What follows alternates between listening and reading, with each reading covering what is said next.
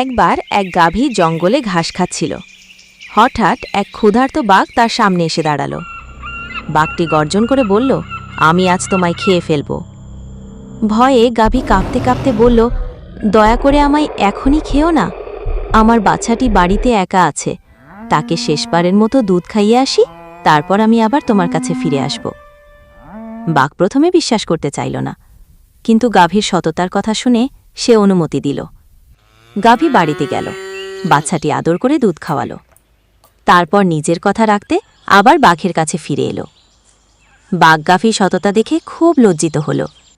সে ভাবল, যে গাভী নিজের জীবন দেবে বলে কথা রেখেছে, তাকে খাওয়া পাপ হবে। বাঘ গাভীকে ছেড়ে দিল এবং বলল, তুমি সত্যি মহান, তুমি সত্যবাদী হওয়ার শিক্ষা দিলে। এরকম আরও মজার মজার গল্প পেতে কৌশিক ক্রিয়েশনের সাথে থাকো। আর হ্যাঁ, ভিডিওটা লাইক, শেয়ার আর চ্যানেলটা সাবস্ক্রাইব করে বেল আইকনটা অল করতে ভুলো না।